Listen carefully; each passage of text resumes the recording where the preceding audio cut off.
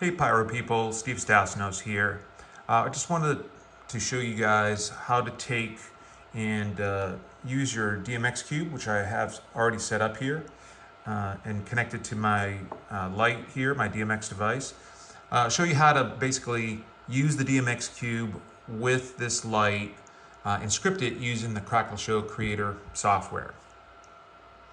So one of the things that you want to make sure you have for your device is sort of this cheat sheet, which kind of gives you obviously the different modes that you can have for the device, and then really the different channels that and what each functionality is. In this case, we set this light up to be a 10 channel mode or 10 channel mode. So we're gonna be using that as our basis for everything that we're doing for scripting. So one of the things to keep in mind with DMX scripting using DMX devices is there's 512 channels for a DMX universe. In our situation, we're really just going to work with one universe 1, and we'll leave it at that for this demo. So because you have those 512 channels, you effectively say for this device, what range of that 512 channels do you want to use for that specific device? So it has its own range of channels, and then that's what you're going to be basing everything off of. Now in this device here, we're going to go ahead, and it's currently set to 10. We're going to go ahead and just up it by 1 to 11. Kind of makes easier for this demo to kind of show you through 11, because you'll see what I mean by simplifying it by just showing you where we're going to start off with 11 in this particular situation. And this is just to show you doing a different range than just starting from 1, so that you kind of conceptually understand the whole idea of the DMX ranges. Okay, so we've got this set to channel 11 as the starting point. So now we're going to go ahead and enter in to our DMX tab, our first DMX entry.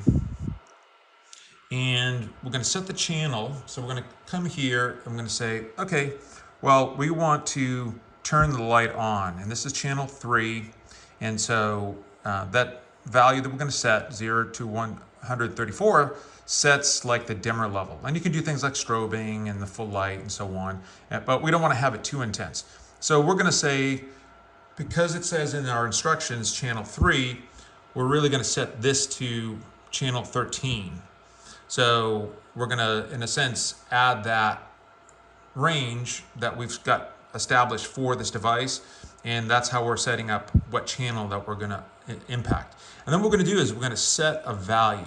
So in this case, we're going to set the value to say 80. And we can optionally set a name, and we could just say, dimmer on or whatever have you. In the start, we'll just have a start at the beginning of the show, and the duration, we'll call it 30 seconds. Okay, so we'll go ahead and save that, and you see that we'll have that entry.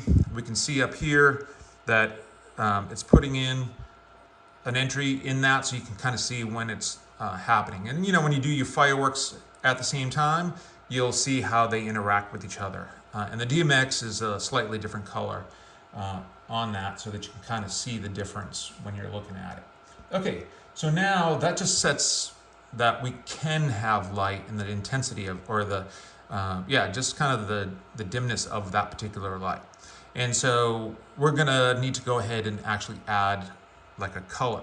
So in this case, we're gonna add a new one. Again, we're gonna go back to this, and we're gonna say, we're gonna turn on the red light. Well, that's channel 4. And so we do our quick math in our head, and we say, okay, that's going to be 14 here. And then we can set a value that's going to kind of impact the intensity. We'll say 100. And then here we're going to do, red. And then we can go ahead and say it's going to start right away. And for the heck of it, I'm going to say 20 seconds. All right, so I'm going to go ahead and save that.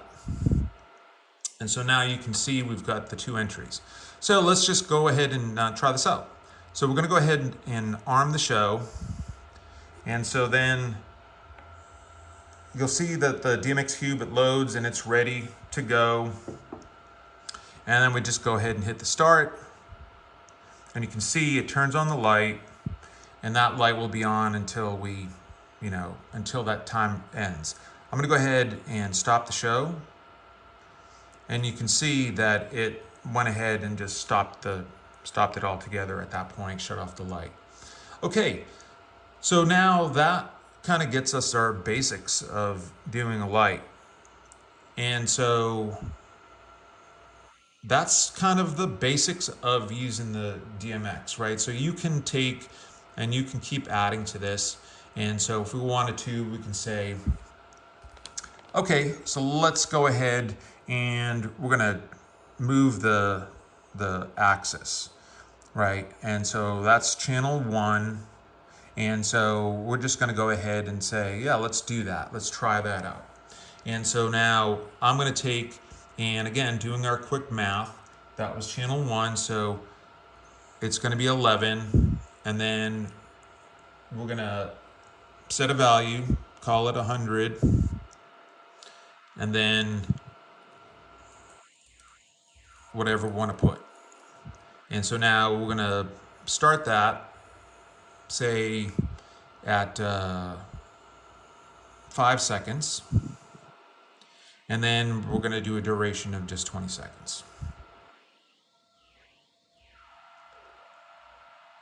Okay, so now we can go ahead, load that up. And then once it's loaded, we can go ahead and start it. And you can see we've got the light turning on, and then you'll see the exchange happens. And then it'll stay there until the time ends, and then it will rotate back. What you can't see is that the light will shut off, or maybe you can see it, but the light will shut off prior to that because it ended.